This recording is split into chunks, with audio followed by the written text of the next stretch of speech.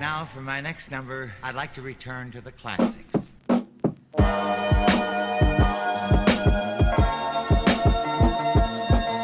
All right, welcome everybody. This is the inaugural edition of On That Note. I'm Uncle Tumnus. And I'm your girl, PC. All right, on this channel, we're going to be talking about different things as far as music, different genres of music, different songs. We're going to be doing some One Has to Go at some point in the game.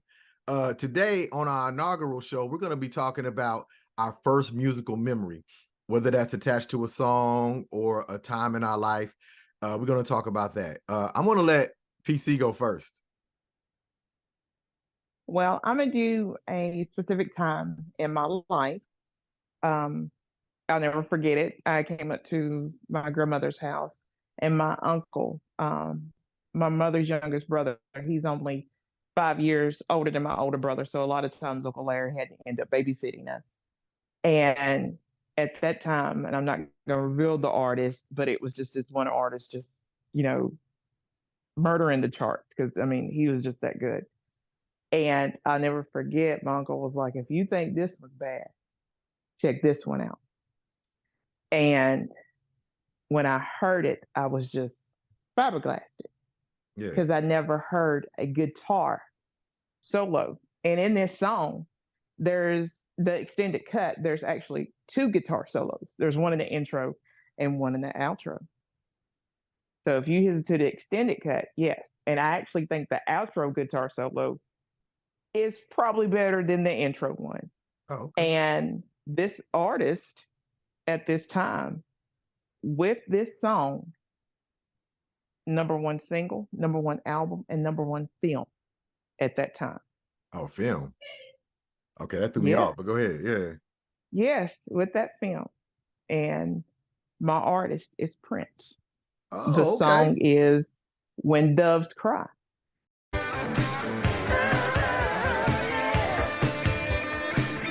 And it's actually funny because the whole entire soundtrack was written. The guy that was directing it said, I needed one more song. And so that's when he had wrote When Doves Cry.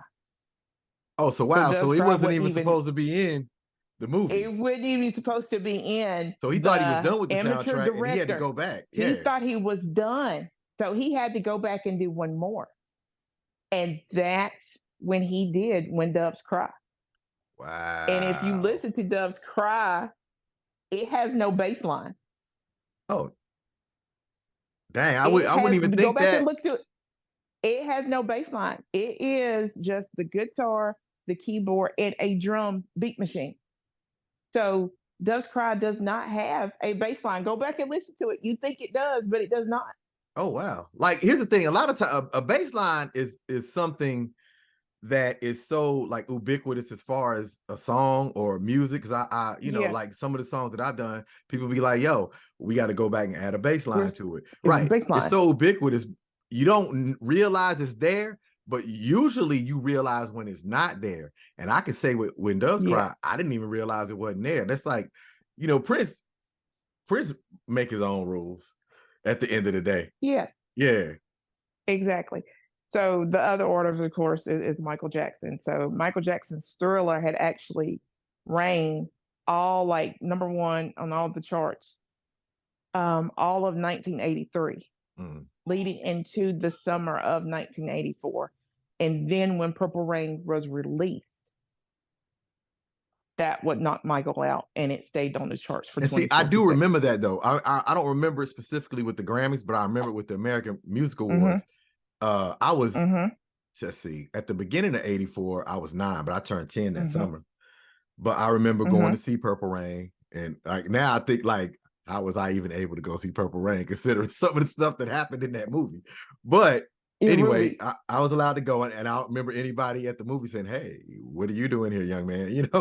But I remember Michael Jackson killing it. And then I remember Prince killing it right after that because on the American Music Awards, he's getting all these awards, and there was this big old dude with like gray in his beard that was his bodyguard, some real huge guy. that would come up to the stage with him every time he came and got an award. So I remember that time in my life really well. I just transitioned schools too. But yeah, I do remember. I think I killed Purple Rain. And what was When Doves Cry the first single? Yes. Okay. Because that's what I remember. I remember So, the yeah. video and everything. Mm-hmm. I remember like how at the end of Yes. the video it went all kaleidoscopic where he was like on two sides. Yes. It was a really really good song. They had clips from the movie. Yeah. Wow. So that's your Yeah. song. And All right. everybody thinks that Prince is, Purple Rain was like Prince's first or second album. No, it wasn't. It was actually Nah. his sixth. Yeah. I know. Yeah, I It knew was he had been his in the game sixth. for a while. Yeah. Yeah. Yeah. Well, see, So like with that's Prince, I've what's up. always said that Michael Jackson was a great entertainer. But as far as like being Mm-hmm. a savant, like a talent, a genius, play every A force to be instrument, reckoned everything with. else, it ain't even Yes. close. Like it's Prince for sure. For sure. Yes. Okay, so I guess we'll move on to my very first musical memory. Yes. And here's the thing with this memory, it's really Mm-hmm. like kind of a blur. You know how some of your earliest memories are kind of chopped up. They're not really coherent because I was really young when I had this memory. Okay. But I remember when this song would come on, we had this big stereo in our living room. And this came out the year after I was born. I was born that summer. The album with this song on it, which is actually the name, they share the same name. The album and the song share the same name. The Mm-hmm. album dropped in 75. I was born in 74, but they recorded it from September to like October or November 74. So, and it dropped the year after.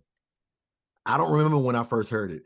I really find it hard to believe that I was cognizant and coherent enough by my first birthday, because it actually dropped as a single in June of 75, which I would have been turning 1 year old then. And I really find it hard to believe that I was that cognizant. But the song is so good. Maybe they played it when I was 2, 3, when I had, more of my thoughts together or whatever. But one of my very first musical memories is this song. And whenever the song would come on, I would automatically like perk up. And it's a very beautiful song. And I didn't even really realize what the song was about. It was just the musicality. I don't even know if that's a word, Mm-hmm. but I'm making it up. I don't care. But something about the song I like. I remember some of the words, but I wasn't able to put it together. But as I grew, the song gained more and more meaning. And it was really kind of about the story of a life. You know what I mean? And in a lot of cases, a Black life, as far as a lot of the children that I grew up with. Maybe not necessarily me. My home life was really good. You know what I mean? But Mm-hmm. I could see where this would happen. This could happen to other people. When I saw it actually happened to people that I was affiliated and associated and even friends with at one point in time. And that song is "That's the Way of the World" by Earth, Wind and Fire. Like soon as that song dropped.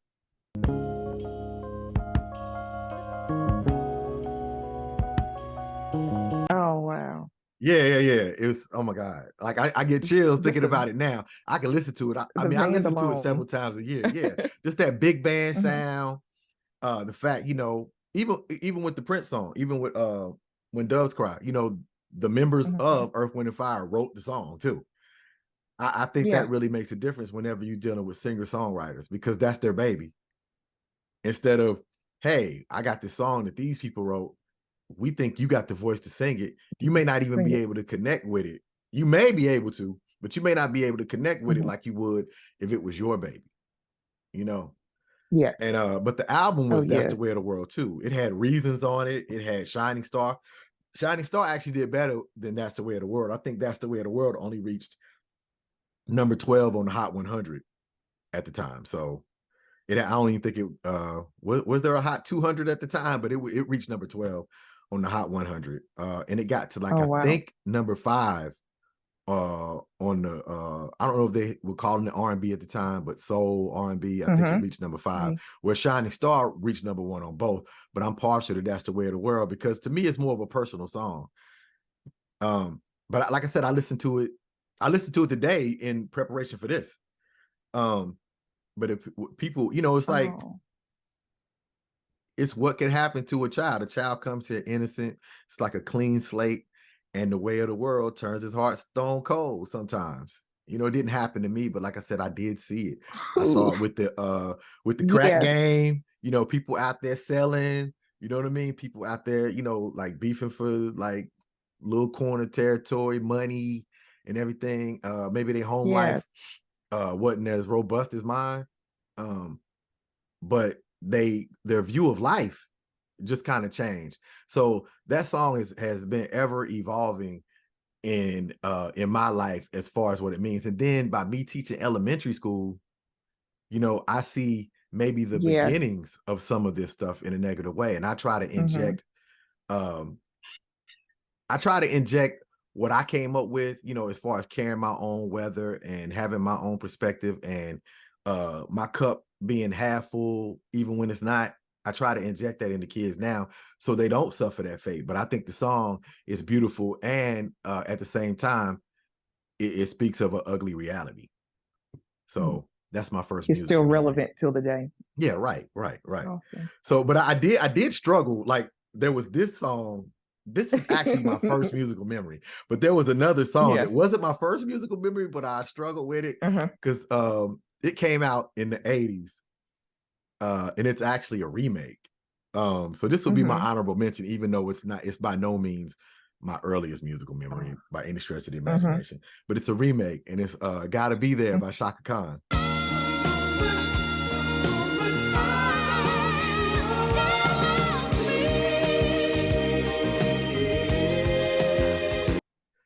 I had never heard the Michael Jackson version of it. I had never heard it. I heard this first.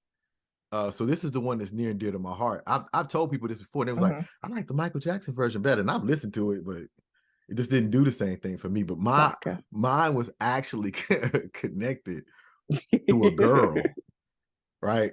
At the time, there was a girl who went to the same school as me. Huh? I'm gonna say their name. I don't care. Like, I was in the second grade. Like, who cares? I was in the second grade for the second time because I got retained. But this girl at that time, I can't remember what year it was now, but she was Little Miss Ebony. And I heard this song, and I was sweet on her, and I would like hear this song in my mind whenever I would see her. I actually went to the Statesville Parade. Of course, you know, they have the pageant winners or whatever in cars. Waving and everything. And I don't know if I went to, like, my parents, it was just me, my mom, and my dad. Now I got way more brothers and sisters. I don't know why it just wound up being my mom, my dad, and me. And maybe it's because I'm the youngest. I don't know. But I think we went to the Christmas parade in Taylorsville too. And I don't know why we did that.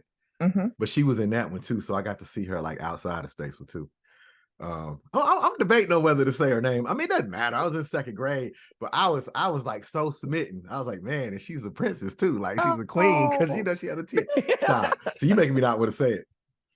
But at the time, you know, it's like, as a child, I was in my head a lot. I had a very vivid imagination. But I was really sure and confident and secure in who I was. I mean, as I am to this day. But, you know, whenever I would hear this song, I would think about her. And when I saw her, I would hear this song in my head. But I would say it, who cares? Like, we cool anyway. Like, we cool people or whatever. But it was Karen Beatty. So Karen, wherever you are, I know you don't know this.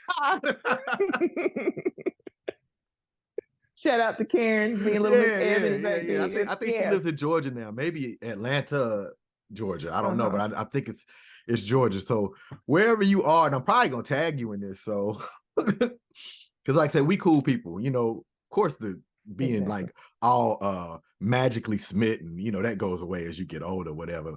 But yeah, I was in love with you, girl. At the time, you know what I mean? I had the courage to come up to you in the halls of Northview and be like, hey, yo, you know, I'll be hearing this song when I see you, right? I didn't do that. But yeah, so, you know, but you never know the effect that you have on people. Exactly. You never know the effect that you have on people. And most of the time, you'll go your whole life and never know, unless they come up to you later like, you know, I used to like you in high school. You know, I used to like, well, you ain't say anything. You know what I mean? Well, Nothing. I ain't saying anything. So shout out to Karen Beatty. And like I said, we got Kool-Aid. She cool people or whatever. But yeah, Good. shout out to you. You got a runner up. I don't know if you would say it's an honorable mention, but it was the first time our parents actually let us go to the movies by ourselves. Oh, okay. And it was Ghostbusters 2. And it is Bobby Brown on our own.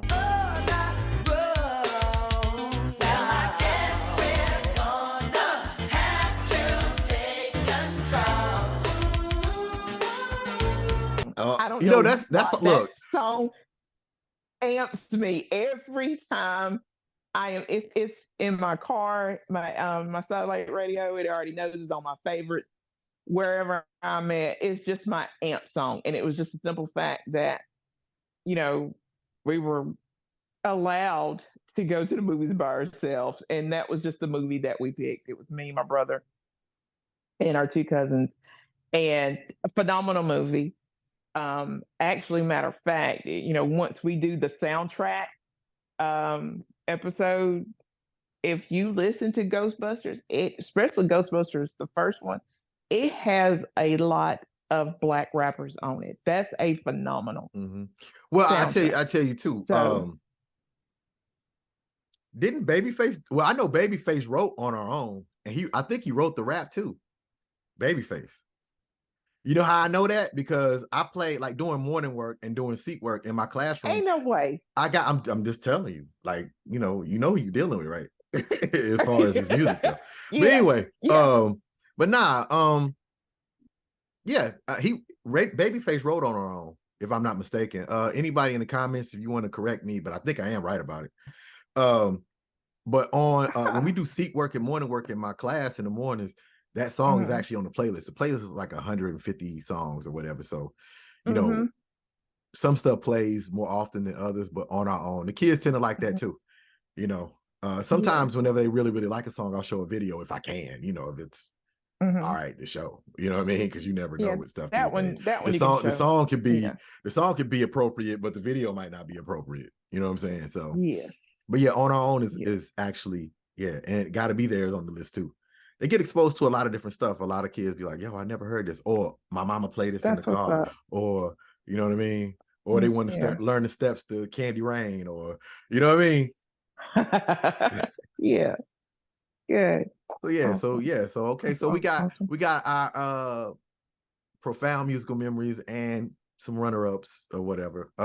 Yes. But I think we're gonna end it right here for this time, and then we'll get into more in-depth topics as far as especially some of this elimination stuff that we've discussed. Like, it's gonna be hard, gotta go. And we'll probably have to agree to disagree on some stuff. But we'll give our reasons. We can do some versus battles too. Some versus battles. Yeah. You think so? I don't know. You might not want to do that with me, but hey, whatever. But we gonna do some versus battle, and we're gonna take the opposite side. Oh, okay. Like I gotta go con. So okay. All right. So I gotta see. I gotta see if I got some good arguing skills. That's what people do in debate club though. They do the same thing. They like, this is what I believe, but I'm gonna argue that point. You know what I mean? And you could actually become more acquainted with a different perspective than your own that way too. You might actually sway yourself. Exactly. Right. So we gonna sign off this time. I'm Uncle Tumnus. I'm PC.